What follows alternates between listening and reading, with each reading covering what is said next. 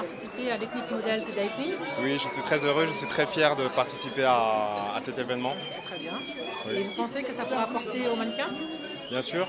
Pourquoi? Parce qu'en fait, il y a Naomi Campbell qui a créé un buzz récemment en disant qu'il n'y a pas assez de modèles ethniques. Donc, ce qui fait que c'est bien pour ça, je pense, que la soirée a lieu ce soir. Et franchement, c'est dommage que c'est qu'en 2009 que ça commence ce genre de buzz. Pourquoi? Parce que donc les années 80, il y avait l'égérie en fait qui défilait pour Saint-Laurent. Donc c'est à partir de ce moment-là que je pense que l'ethnie aurait dû commencer au niveau de la mode. Et malheureusement, c'est qu'en 2009. Donc il est pas trop tard, donc pourquoi pas en 2009. Voilà, il n'est jamais trop tard. Donc j'espère que ça va bien démarrer une bonne fois pour toutes, puisque comme le disent les Noirs, on crie, on fait notre coup de gueule, on en a marre et on veut que ça démarre. Pourquoi? Parce qu'il y a beaucoup de potentiel dans le milieu ethnique, ne serait-ce qu'au niveau noir, au niveau métis, au niveau arabe, au niveau indien. Donc il y a pas mal de potentiel dans le monde. Il faut l'exploiter. Il faut montrer ce qu'est réellement le monde. Comme les Anglais savent si bien le montrer, en France, le pays de la mode, Paris, la ville de la mode, il faut qu'on puisse exploiter l'ethnie qu'on a ici. Et l'image de Paris.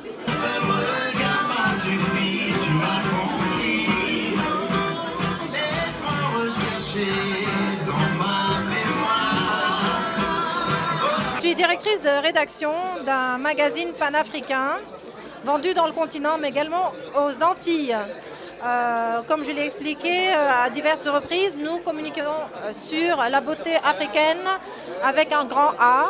Et donc nous avons des éditions en Afrique anglophone, francophone, mais également en anti-anglophone et en anti-francophone. Et à cet égard, je lance un message car je voudrais communiquer davantage sur cette région.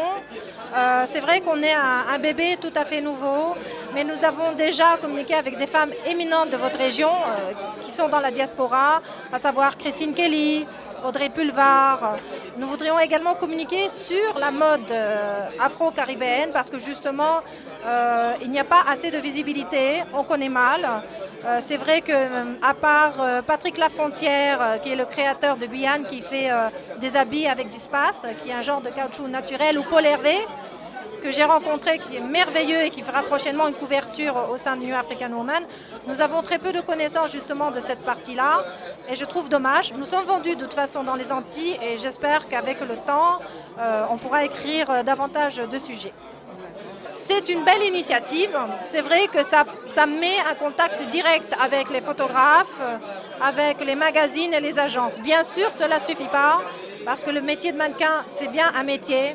Il ne suffit pas d'avoir les attributs physiques, il faut avoir également le comportement, l'entraînement, la persévérance, la volonté et aussi la chance.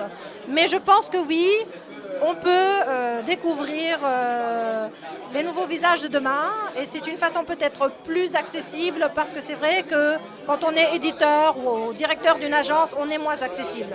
Là, on est à côté du public et les gens viennent à nous et c'est vrai que ça peut être une opportunité. Quand t'es entré dans ma vie, j'étais perdu. Tu m'as souri tout de suite, c'est compliqué. Quand t'es entré dans ma vie, j'étais perdu. Un seul regard m'a suffi, tu m'as conquis.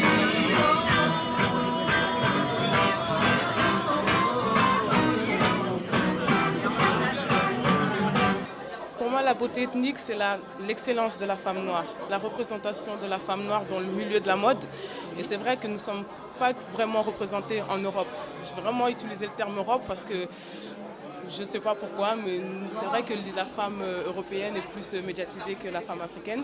Et c'est vrai que si on pouvait aider justement à faire montrer vraiment la beauté de la femme noire aux Européens, c'est vrai que ce serait un peu plus... Ce serait un peu mieux. Hein. Ouais. Et vous, qu'en pensez-vous?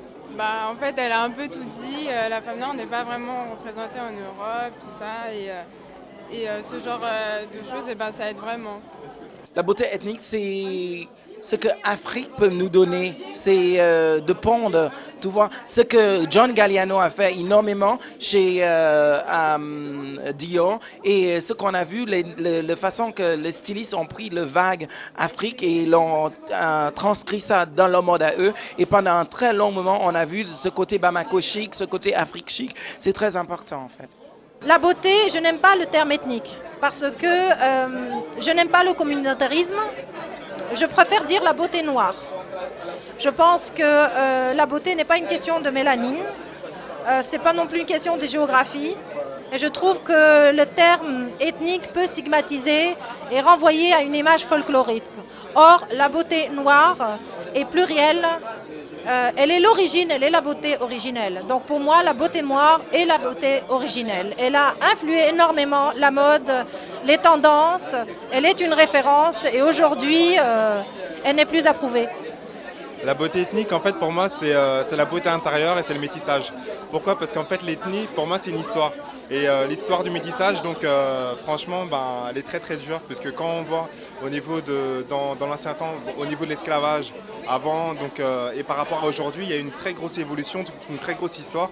Et l'ethnie, c'est la beauté intérieure. C'est pour ça que j'ai une beauté intérieure. Donc c'est la sagesse et c'est surtout le métissage, parce que le métissage, c'est l'avenir. Le métissage, c'est demain en fait. C'est ce que nos enfants sauront et donc ça continue et pourvu que ça dure.